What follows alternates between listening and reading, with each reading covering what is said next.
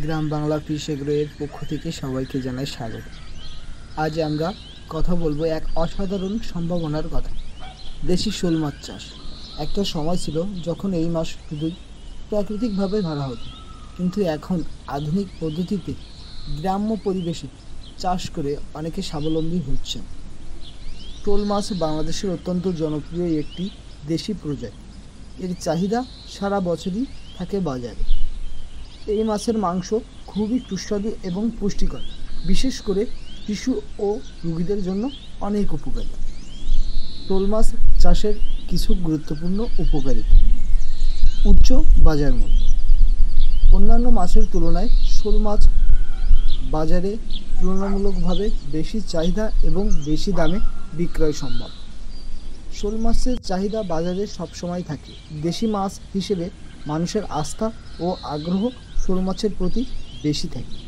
শোল মাছের রোগ প্রতিরোধ ক্ষমতা। অন্যান্য মাছের তুলনায় শোল মাছের রোগ প্রতিরোধ ক্ষমতা ভালো, ফলে মৃত্যু হার অনেক কম। অল্প জায়গায় চাষ। শোল মাছ পুকুর বা খাঁচা দুইভাবে চাষ করা যায়, কারণ এদের জায়গা লাগে অল্প। সামান্য যত্নেই ফলন। সঠিক খাদ্য ও পানি ব্যবস্থাপনায় সহজেই ভালো উৎপাদন পাওয়া যায়।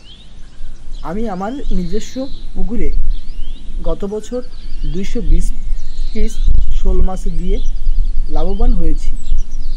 গত বছরের তুলনায় এবছর আমি মাছের পরিমাণ বাড়িয়ে সেটি 1000 মাছ চাষ করতে যাচ্ছি।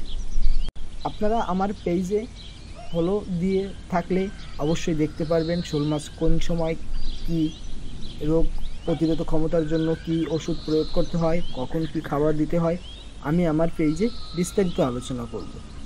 তাই যারা নতুন করে মাছ চাষে আগ্রহী তারা নিশ্চিন্তে দেশি মাছ চাষ শুরু করতে পারেন। সঠিক